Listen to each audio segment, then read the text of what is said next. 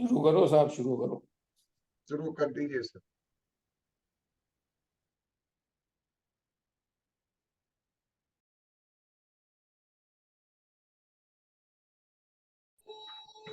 जय जिनेंद्र की साहब, सभी की जय जिनेंद्र की साहब। जय जिनेंद्र, जय जिनेंद्र। जय जिनेंद्र। मंगलाचरण करेंगे। ओम नमः सिद्धेभ्याय जय श्री ओम नमः सिद्धेभ्याय जय श्री ओम नमः सिद्धेभ्याय। मंगलम भगवान वीरो मंगलम गौतमो गणी मंगलम कुंद कुंदाद्यो जयंदर्मोस्तु मंगलम। सर्व मंगल मांगल्यम सर्व कल्याण कारकम प्रधानम सर्वधर्माणां जैनम जयतु शासनम जैनम जयतु शासनम जैनम जयतु शासनम। देखिए, अपन कल से मोक्ष मार्ग का स्वरूप पढ़ रहे हैं। मोक्ष मार्ग प्रकाशक ग्रंथ के 9वें अधिकार के अंतर्गत मोक्ष मार्ग का स्वरूप बहुत सारगर्भित तरीके से पंडित जी ने दिया है, पंडित टोडरमल जी ने। तो कल अपन ने पढ़ा था कि मोक्ष मार्ग वास्तव में किसे कहते हैं। पहले तो उन्होंने एक एक लाइन में समराइज किया और फिर उन्होंने बहुत सारे कारणों की व्याख्या की, जो अपन आज दोबारा पढ़ेंगे क्योंकि वो काफी बढ़िया चीज है।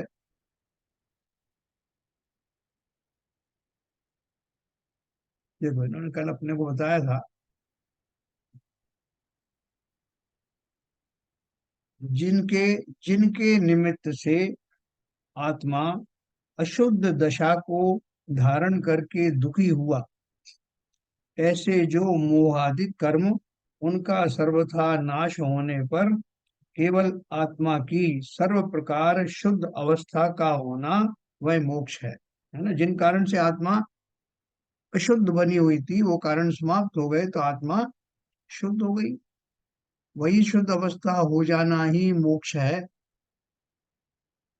ना। अपन को ये बात बहुत आसानी से हजम नहीं होती कि इतनी सी बात थी साहब, उसके लिए इतने ग्रंथ लिखे गए। तो बात तो इतनी ही है, लेकिन फिर प्रश्न उठते हैं कि साहब हमारी आत्मा अशुद्ध थी कैसे। आत्मा का शुद्ध स्वभाव क्या है, वो जो गुण होते हैं वो गुण क्या होते हैं, उनके द्वारा क्या क्या कार्य संपादित होता है, उन गुणों में कैसे ग्रहण लग जाता है, कर्म क्या होते हैं, कर्म कैसे करते हैं, जीव का उसमें क्या भाव निमित्त बनता है, कैसे बनता है, किस अनुपात में बनता है, जो कर्म है उनका समूह किस प्रकार से प्रकट होता है। ये सारी चीजें इन दो लाइनों के दो शब्दों के बीच से ही निकल के आती हैं कि वर्तमान में समस्त जीव अपने अशुद्ध अवस्था के कारण, यानी आत्मा के अशुद्ध अवस्था के कारण मुक्त या मोक्ष की प्राप्ति मोक्ष मार्गी नहीं कहे जा सकते। लेकिन जब वही अशुद्धियां जिनके कारण की आत्मा स्वभाव से बाहर थी, स्वभाव में नहीं लौटी थी, उनके अशुद्धियों के अभाव होते ही और स्वभाव के प्रकट होते ही उस दशा को ही मोक्ष कहते हैं। ये उन्होंने एक लाइन में बताया। फिर उसका उपाय, यानी कैसे आत्मा के वो अशुद्धियां दूर हों और कैसे स्वभाव के दर्शन हों, इस उपाय के कारण, उपाय या कारण को ही मोक्ष मार्ग जाता है। बहुत शॉर्ट में समझाया।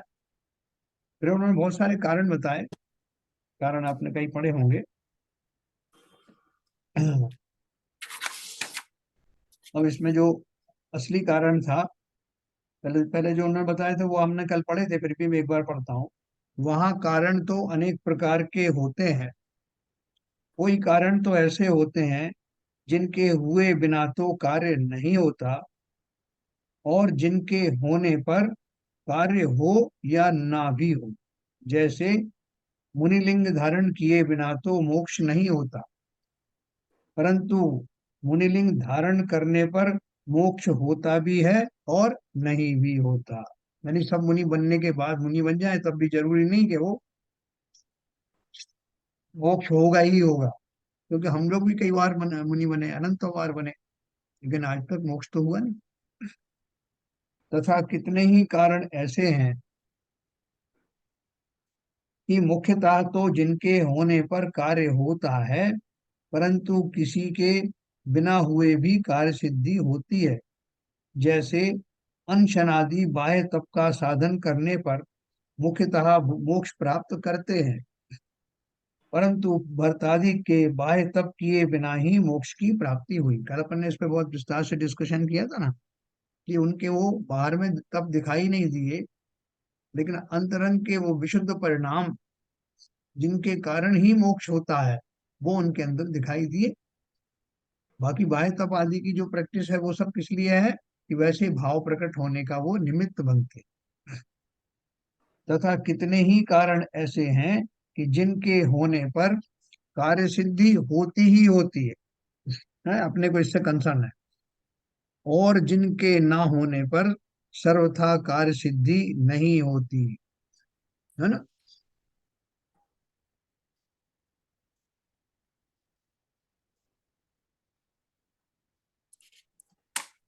जैसे सम्यक दर्शन ज्ञान चारित्र की एकता होने पर तो मोक्ष होता ही होता है, और उनके न होने पर सर्वथा मोक्ष नहीं होता। ऐसे यह कारण कहे, उनमें अतिशय पूर्वक नियम से मोक्ष का साधक जो सम्यक दर्शन ज्ञान चारित्र का एक ही भाव सो मोक्ष मार्ग जाने, है ना। इन सम्यक दर्शन सम्यक ज्ञान सम्यक चारित्र में एक भी ना हो तो मोक्ष मार्ग नहीं होता, है ना। किसी का आप ये नहीं कह सकते साहब ये तीनों में से एक रख लेता हूं मैं और एक से ही काम चल जाएगा, काम चलेगा नहीं। क्योंकि बिना सम्यक दर्शन के ऊपर की दोनों चीजों का कोई कीमत होती नहीं। सम्यक दर्शन हुए बिना सम्यक ज्ञान सम्यक नहीं होता, और चारित्र भी सम्यक चारित्र प्रकट नहीं होता। उनका अपन ने बहुत विस्तार से पढ़ा कि हम लोग जो चारित्र का स्वरूप समझते हैं वो चारित्र वो नहीं है जो बाहर में हम उपचार से जिन नियम से नियम व्रतों को या पूजन पाठ भक्ति आदि अभिषेक शांति धारा आदि जो करते हैं वो सारे व्यवहार से जिनेन्द्र देव की भक्ति आदि के साधन होने से उन्हें बहुत स्थूल रूप से उपचार से कह देते हैं कि ये भी मोक्ष मार्ग में सहायक है। इसमें कोई शक नहीं, कुछ सहायता तो है, लेकिन कोई इसी के भरोसे बैठ जाए, इन्हीं क्रियाओं के भरोसे बैठ जाए तो उसको तीन काल में भी मोक्ष नहीं होगा। तो इसलिए उन्होंने बोला इन सम्यक दर्शन सम्यक ज्ञान सम्यक चारित्र में अगर एक भी ना हो तो मोक्ष मार्ग नहीं होता। तत्वार सूत्र का पहला ही सूत्र है सम्यक दर्शन ज्ञान चारित्राणी मोक्ष मार्ग।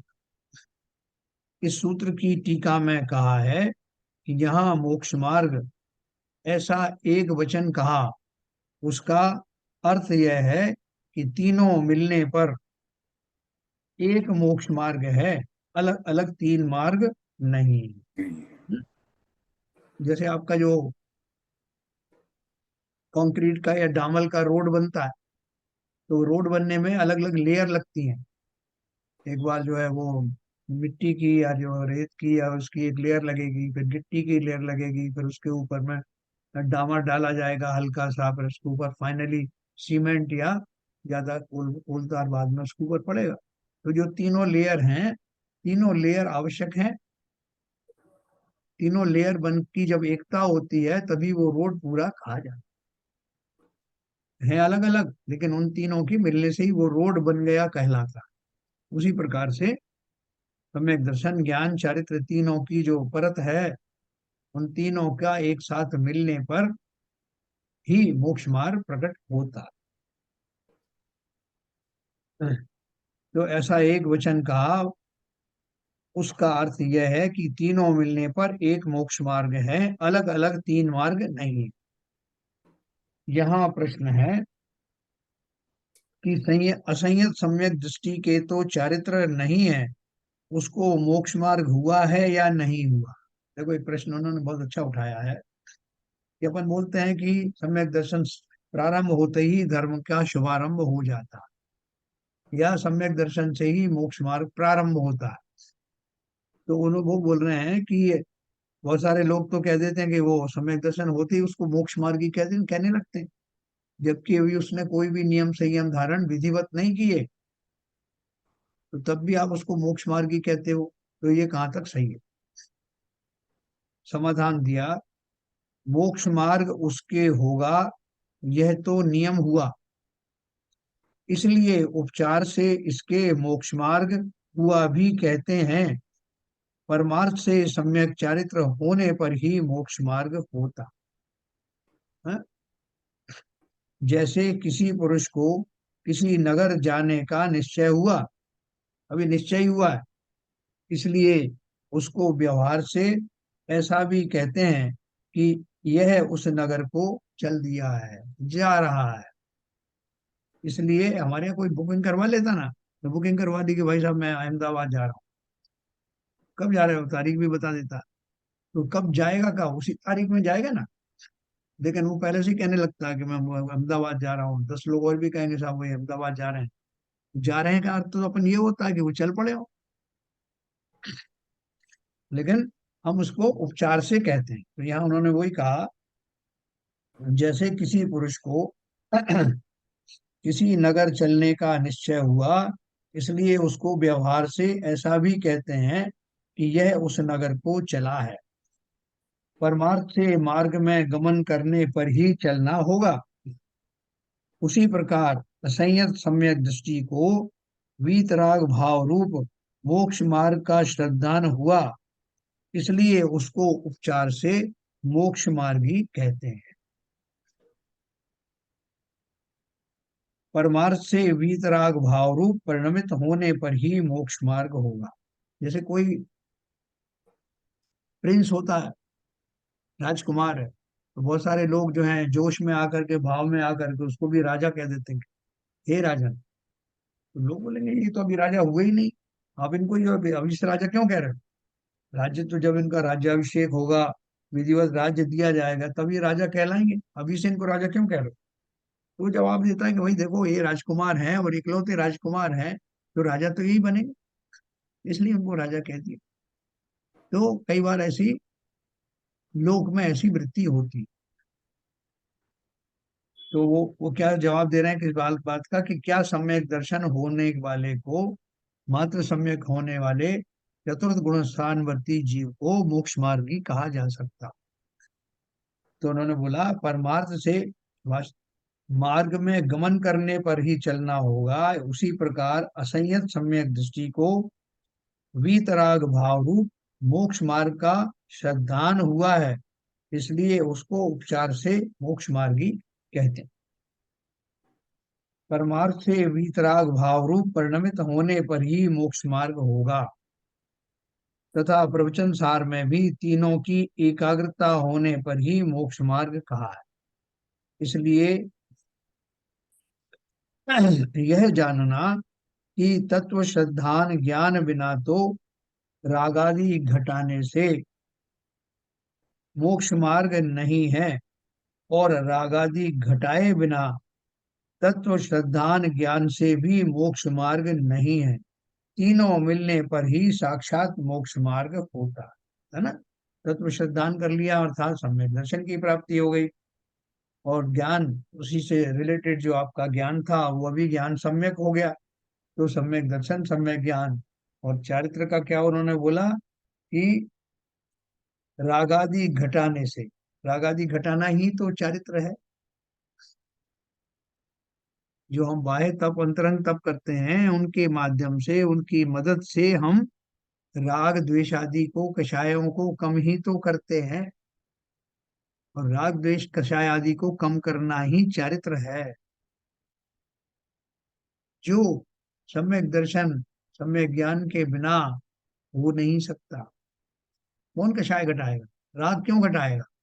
जिसे समझ आ गई है, जिसको उनसे, उन रागों से कोई राग नहीं रहा, वही जीव वास्तव में इस मार्ग को अपनाते हैं, और उसी को, वो जो उपाय है, उसकी जो विधि है, राग को घटाने की जो विधि है, वही तो मोक्ष मार्ग है। तो रागादि घटाए बिना तत्व श्रद्धान ज्ञान मात्र से भी मोक्ष मार्ग नहीं है। तीनों मिलने पर ही साक्षात मोक्ष मार्ग होता है। अब इनका निर्देश लक्षण निर्देश और परीक्षा द्वार से निरूपण करते हैं। एक सेकंड में।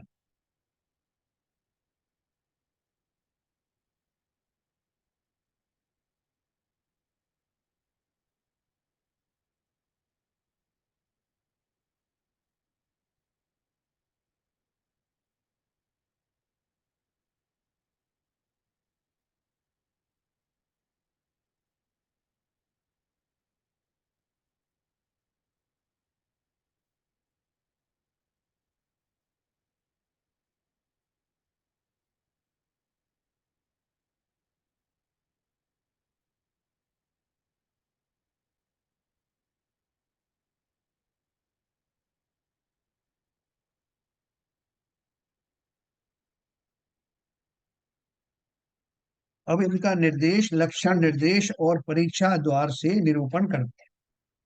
वहां सम्यक दर्शन, सम्यक ज्ञान, सम्यक चारित्र मोक्ष का मार्ग है, ऐसा नाम मात्र कथन, वह तो निर्देश जानना है ना। अभी इसकी आप खोज तो नहीं कर सकते हो ना, आप इसमें कोई डिबेट कर सकते हो।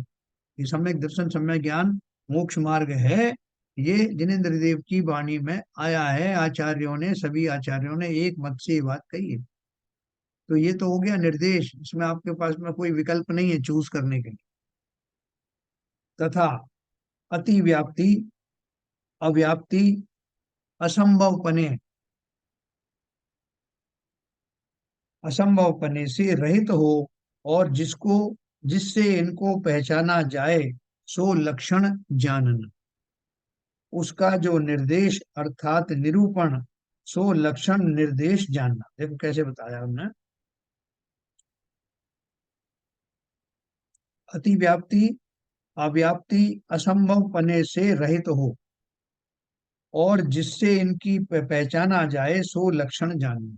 जब कोई परिभाषा बनाई जाती है किसी किसी वस्तु को परिभाषित करने के लिए, जो शब्द बनाए जाते हैं कि ये इसकी परिभाषा है, तो वो परिभाषा कैसी होना चाहिए कि जिस लक्ष्य से वो परिभाषा बनाई गई है उस पूरे लक्ष्य के ऊपर में वो लागू होना चाहिए, है ना। मतलब वो लागू ना हो ऐसा असंभवपना एक तो हो ही नहीं। और जो लक्ष्य है उसमें, जिसको लक्ष्य करके वो परिभाषा बनाई है, उन सब द्रव्यों पर वो लागू होना चाहिए समान रूप से भाई वो परिभाषा। और जिन पर लागू नहीं करना है उन पर लागू नहीं होना चाहिए। जिनका उद्देश्य बनाया है, जिनको लक्ष्य में लेकर के वो बात कही जा रही है, उन उस पूरे लक्ष्य में जो जो आते हैं, जब बातें सबके ऊपर लागू होना चाहिए। उसके अलावा किसी पर लागू नहीं होना चाहिए। उसके अलावा किसी पर अगर लागू हुई तो वो अति व्याप्ति का दोष आएगा। और जिसका लक्ष्य लेकर के कह रहे हैं उनमें से कुछ लोगों पर लागू ना हो तो वो अव्याप्ति दोष होगा। मैं भी आपको और बताऊंगा खुलकर। वहां जिसको सर ये जो शब्द है ना अतिव्याप्ति, थोड़ा सा बता दीजिए, भूल गया मैं एक्चुअली। हाँ बताऊंगा मैं आपको। अतिव्याप्ति अव्याप्ति को बिल्कुल बिल्कुल, अभी इसके अपन में यही इसी का विश्लेषण कर रहे हैं। वहां जिसको पहचानना हो उसका नाम लक्ष्य है, उसके सिवा और का नाम अलक्ष्य है। एक तो आप सुनते चलना, इसमें वही आएगा विश्लेषण। सो लक्ष्य व अलक्ष्य दोनों में जो पाया जाए, ऐसा लक्षण जहां कहा जाए वहां अति व्याप्ति पना जानना। जैसे आत्मा का लक्षण अमूर्तत्व कहा। जैसे आत्मा कैसी होती है, अमूर्त होती है। तो अमूर्तत्व लक्षण, लक्ष्य जो आत्मा है, हमारा लक्ष्य था आत्मा को डिफाइन करना। तो आत्मा कैसी होती, किसी ने पूछा, हमने कह दिया कि आत्मा अमूर्तिक होती। लेकिन ये जो लक्षण है किसी और पर भी अगर लागू हुआ तो किस पर लागू होगा बताओ, आत्मा के अलावा अमूर्तिक बना। बोलो एल के जन साहब, आत्मा के अतिरिक्त किसी और पर ये गुण लागू होता है क्या? अमूर्तत्व मतलब वो है, काल आकाश धर्म ये भी तो सभी पर लागू होता है। है ना, सभी पर लागू होता है ना, सभी पर मतलब पुद्गल छोड़ दें। उद्गल को छोड़ दें और कालाणु भी छोड़ दें। कालाणु का भी स्वरूप वैसे तो हमारे इंद्रिय गम्य नहीं है, लेकिन फिर भी अपन में ये जो नोवल धर्म है, आकाश है, धर्म अधर्म है, ये सब भी अमूर्तिक ही है। एक मेन रीप उद्गल ही है, वो मूर्तिक है। तो इसलिए अगर मैं आत्मा की पहचान इतने वर्ष से करना चाहूं कि आत्मा के का लक्षण बताओ, तो बोले आत्मा दिखाई नहीं देती, अमूर्तिक है, उसका आकार ऐसा नहीं होता जैसा पुद्गल का होता है। तो ऐसे तो और भी तीन चार द्रव्य हैं, तो उन पर भी लागू होगा। तो अगर मैं यही परिभाषा पर अड़ा रहा, तो ये परिभाषा में क्या दोष आया? अति व्याप्ति का दोष आया, कि जो लक्ष्य में है आत्मा, उसके अतिरिक्त और चीजों पर भी लागू होता है, इसलिए वो अति व्याप्ति का दोष आया।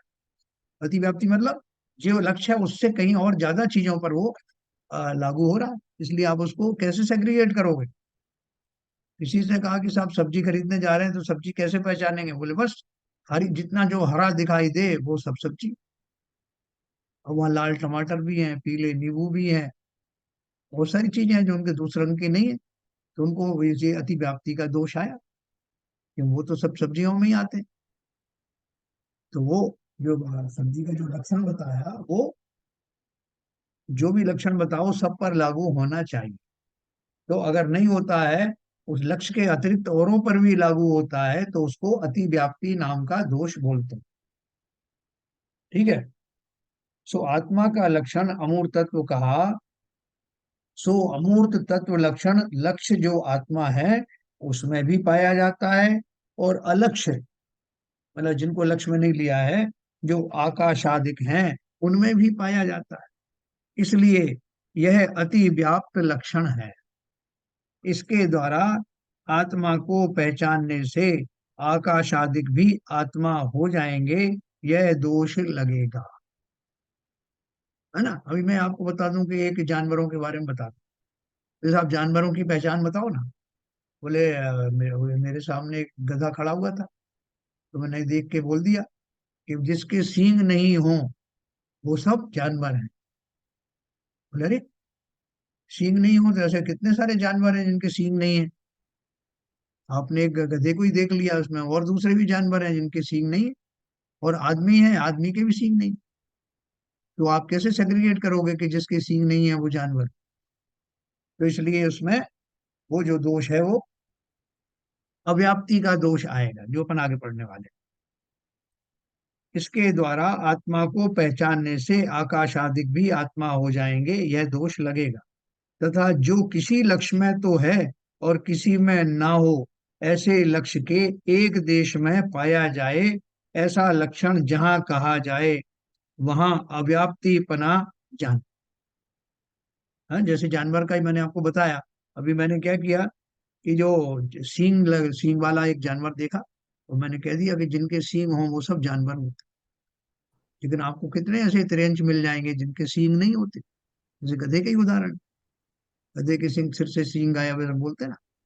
तो ऐसे बहुत सारे जानवर हैं जिनके सींग नहीं होते, तो क्या वो जानवर नहीं? इसका अर्थ क्या है कि मेरी परिभाषा में दोष है। और वो कौन सा दोष है?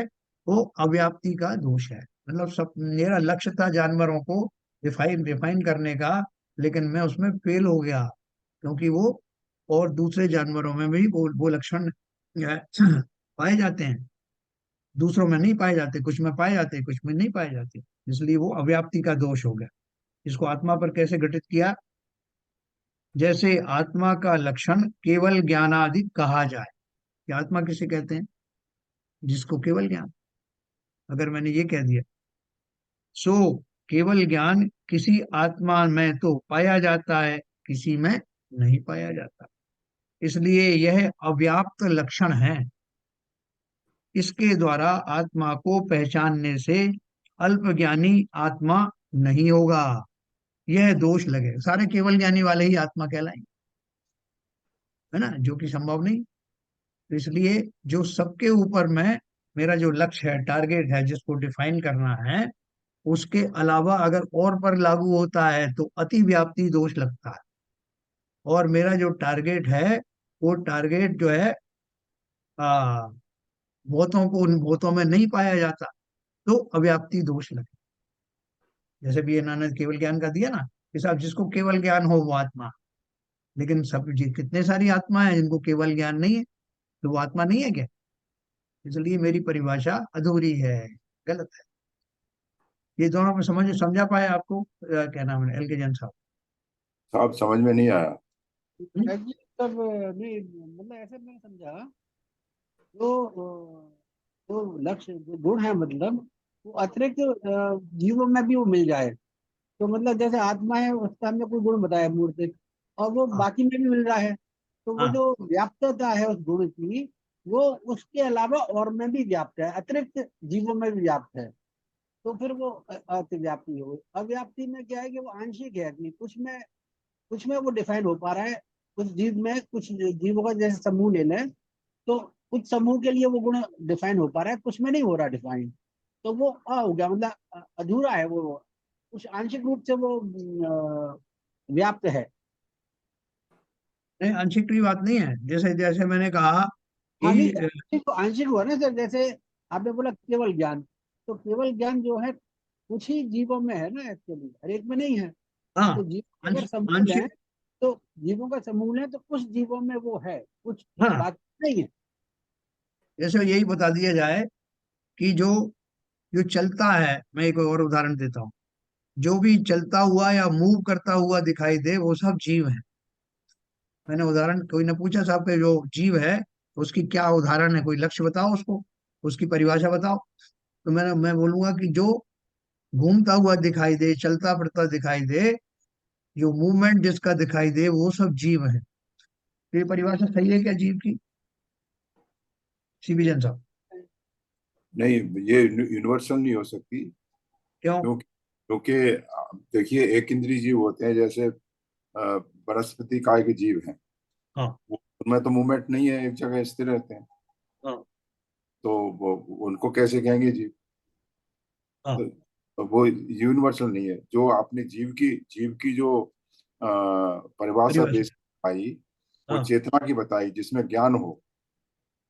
हाँ, अभी मतलब ये जो मैंने बताया, ये इससे आप उनको क्लासिफाई नहीं कर सकते जीव। हाँ, और इसमें क्लासिफाई नहीं कर सकते। मूवमेंट तो जो है पुद्गल का भी होता है, हवा में उड़ते हुए चले जाते हैं बहुत सारी चीजें, वो भी पत्थर एक चीज पत्थर है। उड़ते वो जाते भी हैं। चीज है, मैं दोनों ही, वो भी एक हाँ, स्थिति है। तो इसका दूसरी ये भी मतलब क्या है स्थिति है। हाँ। कि मेरी जो परिभाषा थी जीव की, वो सही नहीं थी, क्योंकि जो अधूरी। मेरा लक्ष्य था।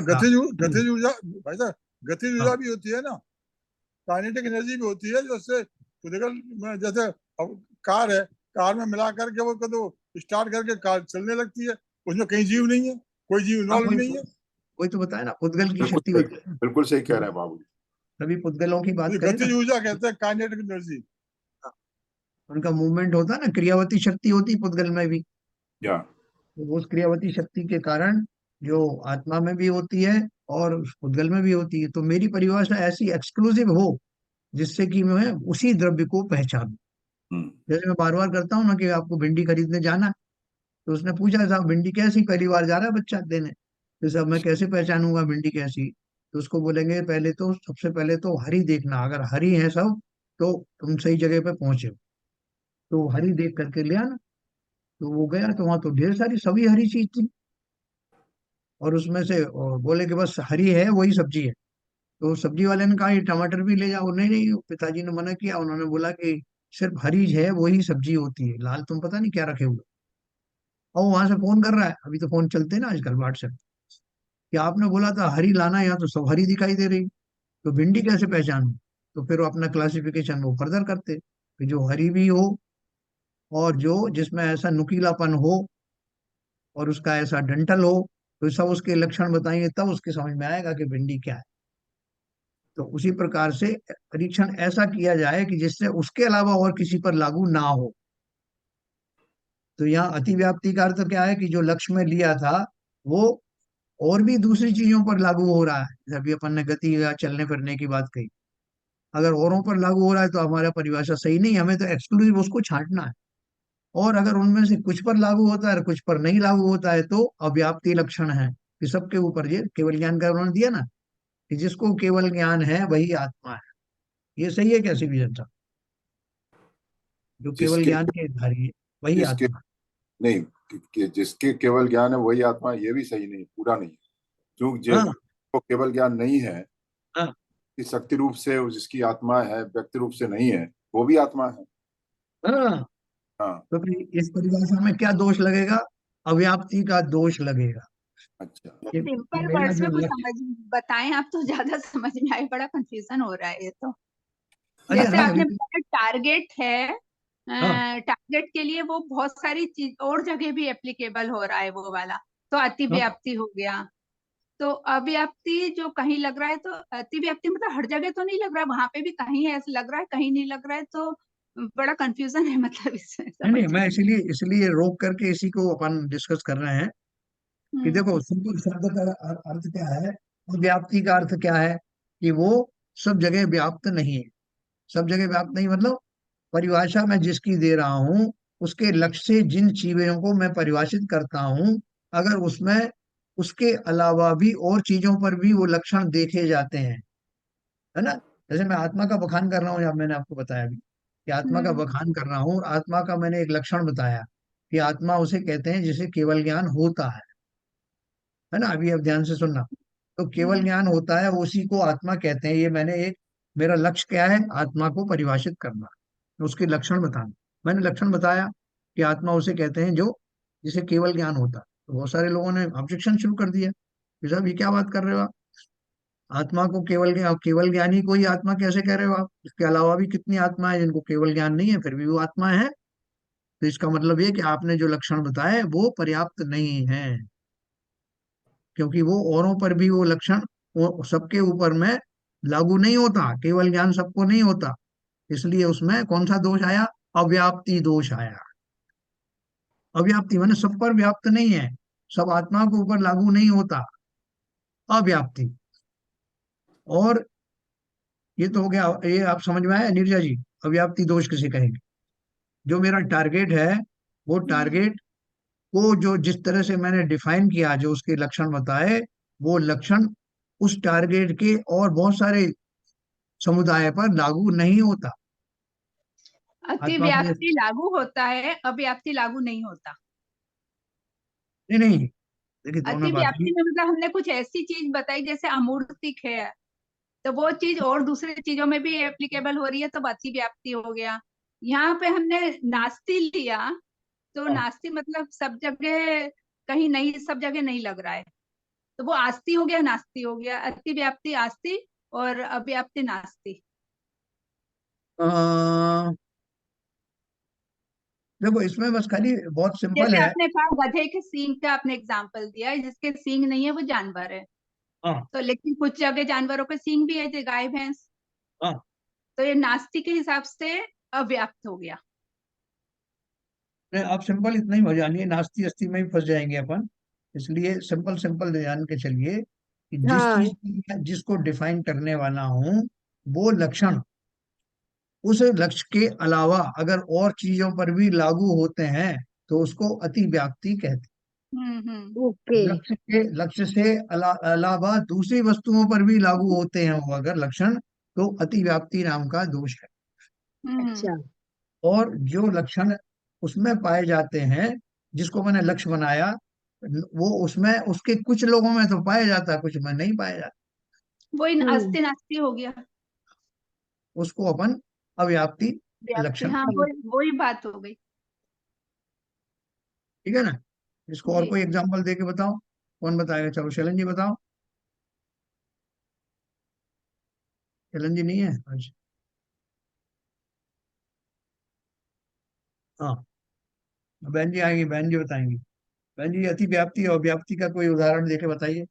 अति व्याप्ति और व्याप्ति। अति व्याप्ति और अव्याप्ति।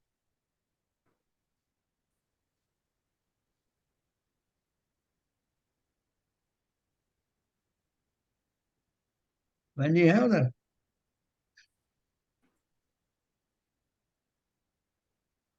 शायद है नहीं। अति एनीवे, व्याप्ति में जैसे एक सिंपल एग्जांपल जगह समझे कि इंसान केवल इंडिया में ही रहते हैं, तो ऐसा नहीं कह सकते दूसरी पूरे वर्ल्ड में इतनी सारी कंट्री हैं, सब जगह इंसान रहते हैं, तो ये अति व्याप्ति हो गया। बिल्कुल और बिल्कुल बिल्कुल। अव्याप्ति में कि यहाँ के लोग ब्राउन हैं, वैसे वाइट कलर के नहीं है, यहाँ के लोग वाइट नहीं होते हैं। हाँ लेकिन दूसरी जगह तो कहीं ब्लैक भी हैं, कहीं कुछ भी हैं, तो कहीं नहीं भी पाए जाते हैं, तो अव्याप्ति हो गया। हाँ हाँ सब जगह के कलर अलग अलग हैं, कहीं वाइट है, कोई ब्राउन है, कहीं हाँ ब्लैक है, तो ये सब जगह नहीं लग रहा है, तो ये अव्याप्ति हो गया। नास्तिक की दृष्टि से अव्याप्ति है और आस्तिक की जगह से अतिव्याप्ति है। सबके समझ में आ गए या कुछ और ओपन करें डिस्कस? बहुत सिंपल है। जैसे मैंने आपको सब्जी का उदाहरण दिया कि अगर कोई ये कह दे कि सारी जितनी भी वनस्पति होती हैं वो सब हरी होती हैं, तो अपनी अतिव्याप्ति अपनी हो अतिव्याप्ति हो तो गया। हाँ, लेकिन वो क्या हो गया, सारी सब्जियां जो है हरी होती हैं ऐसा मान लिया, लेकिन कुछ सब्जियां नहीं होती तो उनके ऊपर लागू नहीं होता। इसलिए ये कौन सा लक्षण है? अव्याप्ति वाला, अव्याप्ति लक्षण के ऊपर लागू नहीं। जहाँ और यूनिवर्सली लागू ना हो जो गुण, हाँ वो अव्याप्ति में आएगा। जहाँ यूनिवर्सली लागू होगा वो अतिव्याप्ति में आएगा। और हम जो है उसको यूनिवर्सल नहीं बता रहे हैं, तो वो अव्याप्ति में आएगा। जैसे आत्मा का बताया कि आत्मा या सब ठीक, ज्ञान गुण के धारी हैं, या आत्मा सबको ज्ञान गुण होता है। या ये बात बिल्कुल सही है कि नहीं है? बिल्कुल सही है। क्योंकि सारी आत्माएं, आत्माओं को लाओगे तो सब आत्मा पर समान रूप से लागू होगा। लेकिन अगर मैं ये कहूँ कि चलना फिरना, जो चलते फिरते हैं वही जीव होते हैं, वही आत्माएं होती हैं, आत्माधारी होते हैं, तो ये सब पर लागू नहीं होता।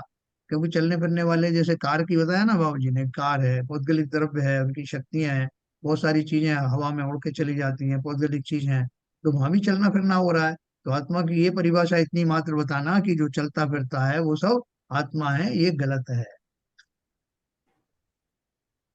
तो इस तरह से हमको देखना है। उन्होंने दो वक्त आत्मा पर घटित करके बताया। ये क्यों अपन पढ़ने जा रहे हैं? क्योंकि जो इसमें बहुत सारे भ्रम हो सकते हैं आपको, मोक्ष का मार्ग कौन सा है। जब हम डिफाइन करेंगे तो एक्सक्लूसिव कैसे करेंगे, कैसे भेद विज्ञान करेंगे, इसके लिए उन्होंने आपको समझा दिया। तो देखो, इन्होंने फिर से यहाँ ऊपर लिखा है, तीसरा क्या है साहब? असंभवपने से वो रहित। अभी आएगा, अभी आएगा। देखो फिर से पढ़ते हैं ऊपर से, जो उन्होंने अति व्याप्ति का लक्षण दिया, फिर से मैं पढ़ूंगा तो समझ में आएगा।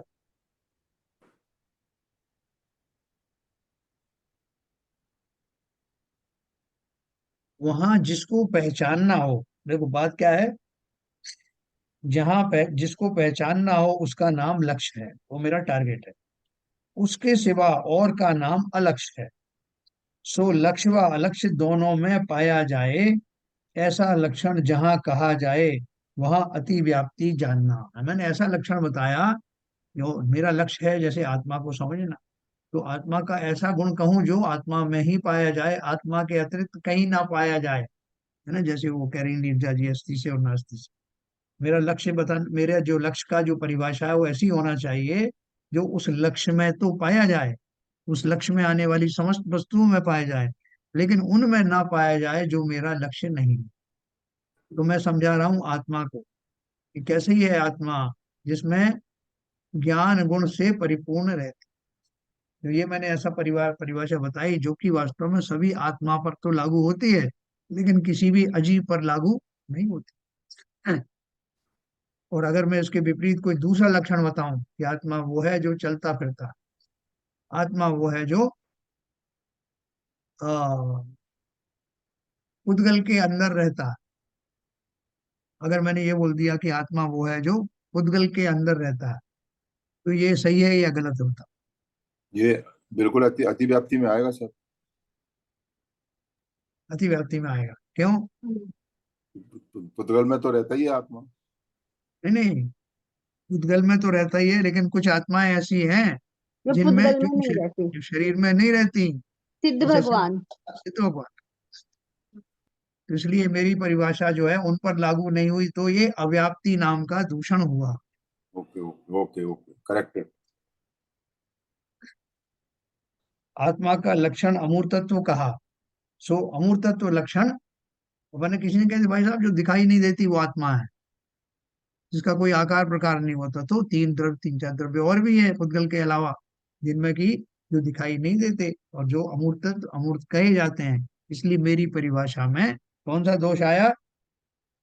अति व्याप्ति दोष आया, क्योंकि मेरे उसके अलावा भी वो दूसरी चीजों में वो गुण पाया जाता है, मतलब और भी जगह व्याप्त हो गया तो अति व्याप्त हो गया। इसके द्वारा आत्मा को पहचानने से आकाशादिक भी आत्मा माने जाएंगे, यह दोष लगे। फिर दूसरा बताया, जो किसी लक्ष्य में तो हो और किसी में ना हो, ऐसे लक्ष्य के एक देश में पाया जाए, ऐसा लक्षण जहाँ कहा जाए वहाँ अव्याप्तिपना जानना। जैसे आत्मा का लक्षण केवल ज्ञानादिक कहा जाए। है क्या कह दिया? देखो, ज्ञान कहते तो कोई बात नहीं थी, ज्ञान तो सब में पाया जाता है, लेकिन केवल ज्ञान बोल दिया कि जहाँ जहाँ जहाँ केवल ज्ञान पाया जाए वही आत्माएं हैं। तो सारी आत्माओं में ये लक्षण पाया जाएगा क्या? नहीं। मेरा लक्ष्य तो क्या है? आत्मा है, आत्मा को परिभाषित कर रहा हूँ। तो ये आत्मा की जो परिभाषा है ये सही क्यों नहीं है? क्योंकि केवल ज्ञान रूप का गुण जो है वो सभी आत्माओं में नहीं होता। इसलिए इसमें कौन सा दोष लगेगा? इसको अव्याप्त दोष लगेगा, कि वो सब में व्याप्त नहीं है, सभी आत्मा में ये गुण व्याप्त नहीं है, इसलिए अव्याप्त नाम का दोष। धीरे धीरे आप समझ जाएंगे, पढ़ते पढ़ते आप फिर भी चिंतन करेंगे, समझ में आएगा। तो ये दोनों दोष हो गए। अब देखो इसके आगे बताते हैं। तथा जो लक्ष्य में पाया ही नहीं जाए,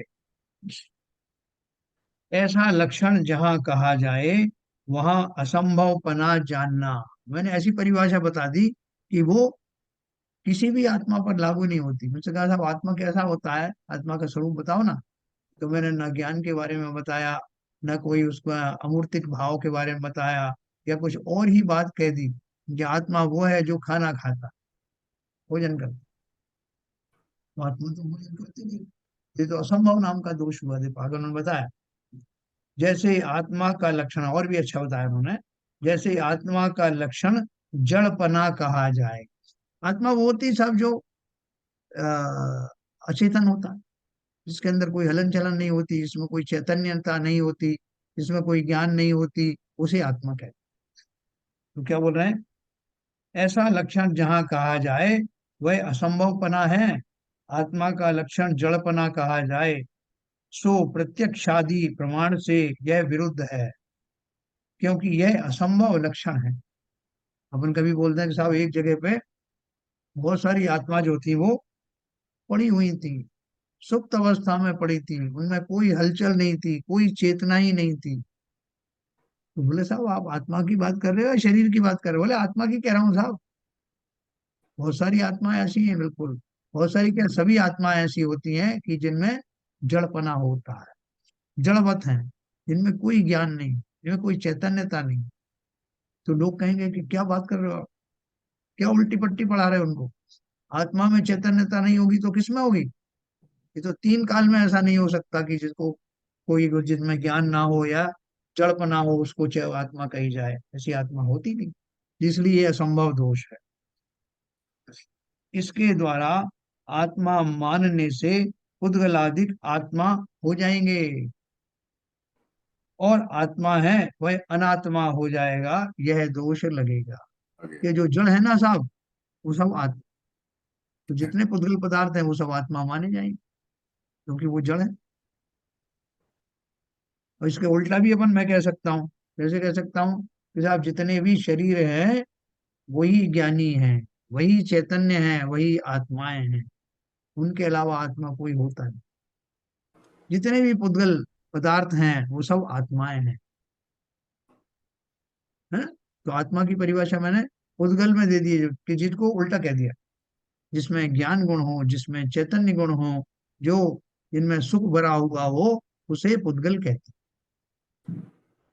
तो बोले क्या आप उल्टी उल्टी उल्टी बात बता रहे हो?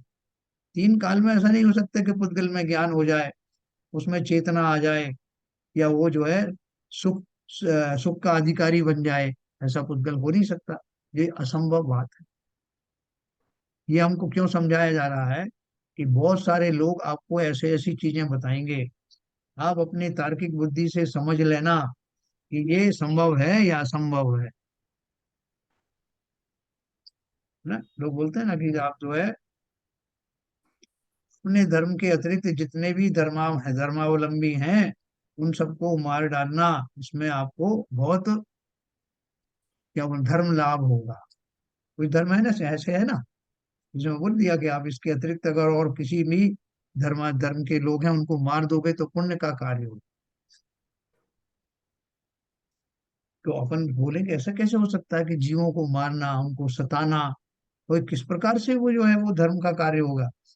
तो अगर आप सहज बुद्धि से समझेंगे कि जैसे मुझे कोई सताता है तो मुझे अच्छा नहीं लगता, दूसरे जीवों को सताता है, उनको संकट में डालता है, तो वो कैसे मोक्ष का अधिकारी होगा। ये जो कह रहे हैं इसका मतलब ये खोटा धर्म है, और ये जो बात कही जाती है वो असंभव है। मारते चले जाओ तो एक दिन मोक्ष हो जाएगा। तो ये असंभव मोटी मोटी आपको परिभाषा बताई है, अभी और भी इसका डिस्कशन चलेगा। तो इस प्रकार अति व्याप्त, अव्याप्त तथा असंभवी लक्षण हो वह लक्षण आभास है, तथा लक्ष्य में तो सर्वत्र पाया जाए और अलक्ष्य में कहीं नहीं पाया जाए वह सच्चा लक्षण है। जब मैं आत्मा की बात करूंगा तो मैं ऐसी चीजें बताऊंगा जो और कहीं नहीं पाई जाएगी। तो मेरी परिभाषा पूर्ण हुई। तो मैं क्या कहूंगा कि आत्मा उसे कहते हैं जिसमें ज्ञान गुण हो, चैतन्यता हो, जिसमें सुखादि गुण हो, जिसमें अनंत चतुष्टय हो, और जो अमूर्तिक हो। ये सारी चीजें मैं बताऊंगा वो किसी और में पाई नहीं जाएगी, तो वो अनूठी चीज हो, तो वो वास्तव में उसका लक्षण। उद्गल का लक्षण क्या कहूंगा मैं, जिसमें ज्ञान दर्शन गुण आदि कोई नहीं है, जिसमें चैतन्यता नहीं है, जिसमें सुख नहीं है, लेकिन जो स्कंदों से निर्मित होता है, जिनसे देह आदि का निर्माण होता है, वो सब उद्गल हैं, जो मूर्तिक अब भी हैं। इसमें ये असंभवी लक्षण को, असंभवी लक्ष्मण को तो लक्षण भास नहीं बोल सकते। तो असंभवी लक्षण तो लक्षण है ही नहीं ना, वो तो जो उसमें लक्षण नहीं है उसको हम अगर लक्षण बताते हैं तो असंभवी लक्षण, असंभव बने का दोष आ रहा है। हाँ तो फिर लक्षणाभास कैसे हो गया जब वो लक्षण है ही नहीं उसमें, हाँ। तो आभास कैसे हो जाएगा। नहीं देखो, ये मैंने जो आपको बात बताई है वो तो एकदम मैंने अपोजिट बताई है। ये लक्षणाभास क्या है कि जो लोग जो है उसको पार्शियली घटित करते हैं, कि वो थोड़ा सा तो बता दिया उन्होंने से और बाकी सब उसमें लागू नहीं होता। उन्होंने तीनों के ग्रुप को असंभव इसलिए बताया है कि अति व्याप्त कहेंगे तो भी लक्षण सही नहीं है, उनको भले ही लग रहा हो, अव्याप्त कहेंगे तब भी नहीं है, और असंभवी लक्षण जो कहा है उन्होंने उसको भी लक्षण आभास में गिना है, क्योंकि वो वक्ता जो कहने वाला है उसको ऐसा भाषित हो रहा है, वास्तव में वो लक्षण है ही नहीं। इसे ऐसे कह सकते हैं ना, जैसे कोई स्पेसिफिक गुण बताया कि इसका ये, इसमें ये स्पेसिफिक गुण पाया जाता है, लेकिन वो गुण दूसरे में भी पाया जाता है, तो वो अतिव्याप्ति हो गया। अब कोई एक स्पेसिफिक गुण लिया और उससे कहा कि ये इसमें नहीं पाया जाता है, तो और दूसरी जगह भी कहीं नहीं पाया जाता है, तो वो हो गया अव्याप्ति। बिल्कुल ठीक और है। कोई गुण ऐसा बताया गया जो उसमें है ही नहीं, तो वो इम्पॉसिबल हो गया, असंभव हो गया। बिल्कुल बिल्कुल। बस आप अभी इतना ही पकड़ के चलिए। हाँ, नहीं तो कंफ्यूजन बहुत होता है इसमें। अभी आप इतना ही रखिए, फिर वो लक्षणाभास क्यों कहा मैं आगे आपको बताऊंगा। तथा लक्ष्य में तो सर्वत्र पाया जाए और अलक्ष्य में कहीं ना पाया जाए वह सच्चा लक्षण है। जैसे आत्मा का स्वरूप चैतन्य है, सो यह लक्षण सर्व ही आत्मा में तो पाया जाता है और अनात्मा में कहीं नहीं पाया जाता, इसलिए यह सच्चा लक्षण है। इसके द्वारा आत्मा मानने से आत्मा अनात्मा का यथार्थ ज्ञान होता है, कुछ दोष नहीं लगता, है ना। ये लक्षण अगर मैं बताऊं जो उन पर लागू होता है तो ये दोष रहित बताया मैंने। इसी प्रकार लक्षण का स्वरूप उदाहरण मात्र कहा, है ना। ये उदाहरण दे करके आपको ये लक्षण के बारे में स्वरूप बताया है, क्योंकि इसका हमें काम आगे पड़ेगा, हम इसको कैसे अप्लाई करें। तो मुख्य तौर पर हमने जो पढ़ा है, जैसे मैंने आपको सब्जी का उदाहरण दिया, कि मैं एक खाली इतना ही बोलूंगा, जो वनस्पति होती है, भिंडी लेने जा रहा था तो मैंने कह दिया कि जो हरी हो वो सब वो भिंडी होती। तो इस पे कौन सा दोष लगा, कौन सा दोष लगा। कि भिंडी के ऊपर भी लागू हो रहा है और दूसरी चीजों पर भी लागू हो रहा है। लक्ष्य मेरा भिंडी है। अति तो व्याप्ति हो अव्याप्ति हो गया, अव्याप्ति हो गया, क्योंकि बाकी जो सब्जी है जो हरी नहीं है और लाल है वो भी सब्जी है, तो ये तो हरा गुण जो बताया उसने हाँ, यूनिवर्सली नहीं एप्लीकेबल हो रहा है एक्चुअली, मतलब उस ग्रुप उस लक्ष्य के ऊपर। हाँ, जो जो हरी अव्याप्ति है, हो गया। हरी है वो भिंडी होती है, तो आप क्या कहोगे कि भिंडी के अलावा और चीजों पर भी पाया जा रहा है। पहले तो हाँ, वो आप अतिव्याप्ति हो गया। अतिव्याप्ति हो गया। अभी मैं दूसरे ढंग से कहूं कि जो लाल होता है, लाल होती है, वो ही सब्जी है, बाकी सब सब्जी नहीं है। ये कौन सा हुआ? अव्याप्ति। अव्याप्ति। है? जो लाल है वही सब्जी होती है, तो लाल के अलावा और भी सब्जी है ना। तो अव्याप्ति हो गया। कि लाल गुण जो है वो सब में नहीं होता, फिर भी वो सब्जी होती है, इसलिए वो अव्याप्ति हो गया। तो इस तरह से आप प्रैक्टिकल जोड़ेंगे तो आपके समझ में आएगा ये बात। हमारा उद्देश्य क्या है? परिभाषा ऐसी हो जो जिसकी परिभाषा जो लक्ष्य में लेकर के मैंने परिभाषा की थी, उसके उसके अलावा और किसी पर वो लागू ना हो। अब और हम उस कहेंगे आत्मा रत्नत्रयी होती है तो वो बस केवल उसी पे एप्लीकेबल है और कहीं लगेगी नहीं। नहीं, रत्नत्रय की होती है ये भी रत्नत्रय इसमें। नहीं, हाँ, आत्मा चैतन्य स्वरूप है, तो हाँ, ये मतलब ये एक आत्मा का गुण है। यही तो बोला ना, आत्मा स्वरूप का स्वरूप चैतन्य है, सो यह लक्षण सर्व ही आत्माओं में पाया जाता है, अनात्माओं में कहीं नहीं पाया जाता, इसलिए यह सच्चा लक्षण है। तो इसके द्वारा रत्नत्रय गुण चेतना का ही होता है और किसी का होता भी नहीं। नहीं, रत्नत्रय अभी प्रकट नहीं हुआ किसी को, लेकिन आत्माएं तो है ना। जैसे अपन केवल ज्ञान की बात कर रहे हैं ना अभी, कि हम्म। केवल ज्ञान उसे, जो आत्माएं होती हैं वो केवल ज्ञान की धारी को आत्मा कहते हैं, या रत्नत्रय की धारी को हम आत्मा आत्मा कहते हैं। में रत्नत्रय गुण है, प्रकट नहीं हुआ है, लेकिन उसमें गुण तो है। चेतना का गुण है नीरजा, भी हमारा प्रकट नहीं हुआ, वही बात हो गई ना केवल ज्ञान वाली। हाँ, बात तो वो है ना, चेतना है, चेतना में ये गुण है, प्रकट नहीं हुआ वो एक अलग बात है, लेकिन गुण तो है। नहीं नहीं, चेतना तो प्रकट ही लेकिन है। रत्नात्रय हमने फॉलो कहाँ किया? चेतना तो हमारे अंदर भी है। फॉलो चेतना ना हर, करने की बात नहीं है, ये है आत्मा की बात। नहीं नहीं नहीं, देखो नीरजा जी, ऐसा है कि अपन बात क्या कर रहे हैं, जैसे आप रत्नत्रय का कह रहे हैं, तो रत्नत्रय क्या है? सम्यक दर्शन, सम्यक ज्ञान, सम्यक चारित्र, तीनों की एकता। जी अभी हमको जी। सम्यक दर्शन हुआ क्या? नहीं, सम्यक लेकिन दृष्टि ये है हमकी, थोड़ी मिथ्या कह रहे हैं दृष्टि है। कि जिसमें प्रकट हुआ आत्मा, आत्मा में आत्मा केवल ज्ञान, ऐसी अब बात नहीं हो रही, केवल आत्मा की बात हो रही है। तो आत्मा को अपन इतने से डिफाइन नहीं कर सकते। जैसे अभी केवल केवल ज्ञान की बात हुई, वही इसी की बात भी वही है। केवल ज्ञानी, जिसे केवल ज्ञान हो उसे आत्मा कहते हैं, ये परिभाषा सही है क्या? नहीं, है, क्यों नहीं है सही? इसका अर्थ क्योंकि तो ये हुआ जिन्हें केवल दूसरी आत्मा भी जो है एक इंद्रिय वगैरह है, तो वो भी तो आत्मा ही है।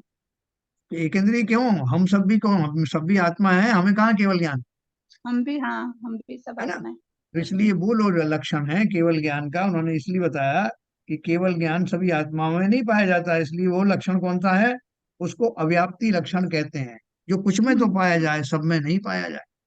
हम्म लक्ष्य में तो सारी आत्मा है। इस तरह जो आप रत्नत्रय की बात कर रहे हैं, हम्म। रत्नत्रय में सम्यक दर्शन, सम्यक ज्ञान, सम्यक चारित्र तीन होते हैं, लेकिन जी। वो अभी प्रकट नहीं हुआ। जैसे केवल ज्ञान की बात अपन ने करी, वही की वही बात इसमें भी जी। लागू होती है। इसलिए हम उसको लक्षण सभी आत्माओं पर घटित नहीं कर सकते। जी। हम ये तो कह सकते हैं कि उनमें संभावना है, उनमें ही हम्म संभावना होती है, उनको हम्म केवल ज्ञान आदि आत्माओं को ही होता है, ऐसा तो कह सकते हम्म। जी। केवल ज्ञान गुण के लिए कहें तो सब में व्याप्त हो जाएगा। हैं।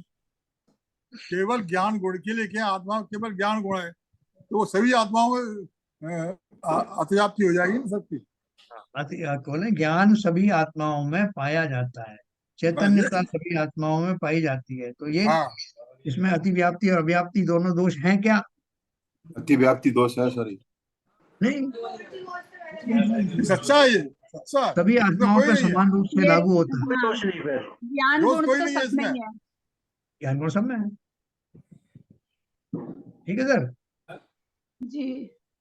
बहन जी हो तो जरा एक बार बताओ, कोई उदाहरण के द्वारा तीनों चीजें बता दीजिए, आपने पहले ही बताया था।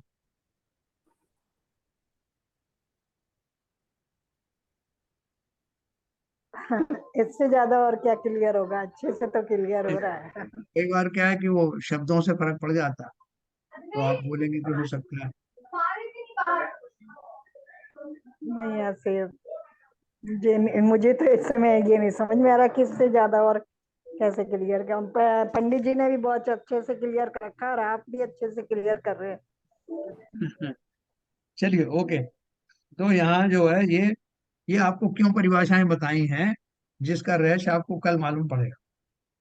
क्यों कल अपन पढ़ने वाले हैं सम्यक दर्शन का सच्चा लक्षण। तो सच्चा लक्षण पढ़ेंगे तो उसमें वो लक्षण हम खुद ही फिर परिभाषाएं बनाने लगे।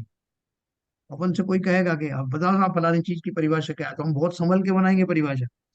ये ध्यान से बनाएंगे कि जिसके लिए परिभाषा बनाई गई है उस दायरे में आने वाले समस्त पदार्थों पर वो परिभाषा लागू हो और उनके अतिरिक्त किसी और पर लागू ना हो। हम ऐसी परिभाषा बनाएंगे जिसमें कोई फ्लॉलेस हो, कोई उस पर उंगली ना उठा सके। ठीक है सर। तो कल अपन पढ़ेंगे, बहुत मजेदार टॉपिक भी है क्योंकि व्यवहार में भी इसकी बहुत आवश्यकता होती है। फिर वो कोई लोग कहेंगे साहब जो भूखे हों वो सब भोजन करने आ जाएंगे, जिन्होंने भोजन नहीं किया है वो भोजन करने आ जाएंगे। तो फिर लोग उसमें ऑब्जेक्शन उठाएंगे, तो आप भोजन नहीं किया, हम तो करके आए लेकिन फिर भी करेंगे। अब ये क्यों कह रहे हैं जिन्होंने भोजन नहीं किया वो करें, है ना। तो बेचारे जो है जो हसरत लेके आए थे कि यहाँ भी अपन को थोड़ा जो है मिष्ठान वगैरह चखना है, ये सब है, तो वो बेचारे वंचित हो जाते। इसलिए उससे बोले अपने शब्द वापस लो भाई साहब, आप ये कहो कि यहाँ जितने पधारे हैं सब भोजन करेंगे, है ना। इसलिए हम व्यवहार में बहुत सतर्क हो जाएंगे अपनी बात जब बोलेंगे। जैसे जो नेता लोग हैं ना वो बहुत संभल करके बोलते हैं कि इसमें गुंजाइश रहे सुधार करने की। तो अपन को भी व्यवहारिक जीवन में किसी से कोई बात कहो, किसी को इवन कोई कटु शब्द भी कहना है, ऐसे शब्द मत कह देना जिसमें फिर सुधार की गुंजाइश ही ना हो। जैसे आपने बोल दिया कि सारे जो है पुरुष मूर्ख होते हैं, तो सबसे पहले तो लड़ने आपके लोग ही आ जाएंगे कि इसका मतलब आप भी तो मूर्ख हो, अपने ऊपर लागू क्यों नहीं करते हो। नहीं नहीं सब मेरे अलावा। तो ये सारी ये सारी लोगों ने उसका फायदा उठाते ना कि ये तीन लोग बैठे थे, उन्होंने बोला कि साहब इसमें यहाँ एक आदमी बहुत मूर्ख बैठा है, नाम नहीं बताया, उसकी वजह से मैं कुछ भी कहने में असमर्थ हूँ, बाकी के बुद्धिमान है। तो सब लोग अपने हिसाब से सोच रहे हैं कि कहीं मुझे तो मूर्ख नहीं कह रहा, या मुझे तो बुद्धिमान कह दिया, चलो यही अच्छा है, जबकि उसने नाम नहीं लिया। तो ये सारी चीजें जो हैं वो व्यवहारिक चतुराई में भी आती हैं और आध्यात्मिक साइड में भी आती है। इसलिए अपन कल इसको बहुत विस्तार से पढ़ने वाले हैं। सम्यक दर्शन के जो व्यवहारिक लक्षण हैं, जो औपचारिक लक्षण हैं, उनके अलावा वास्तविक लक्षण क्या है ये अपन कल समझने वाले हैं। चलिए साहब समय हो गया, दिनवाणी स्तुति करेंगे। ललित।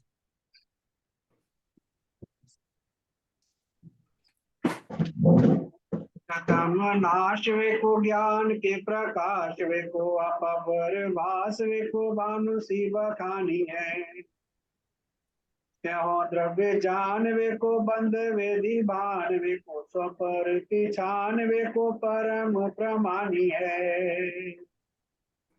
अनुभव बताए वे को जीव के जताए वे को काहू न सताए वे को भव्य और आनी है। जहाँ तहाँ तार वे को पार के उतार वे को सुख विस्तार वे को यही जिनवाणी है। ये जिनवाणी भारती तो है जबूदन रैन, जो तेरी शरणा गए सो पावे सुख चैन। या वाणी के ज्ञान से सुझे लोकालो, तो वाणी मस्तक धरो सदा देते हैं दो, सदा देते हैं दो। जिनवाणी माता की जय। जय।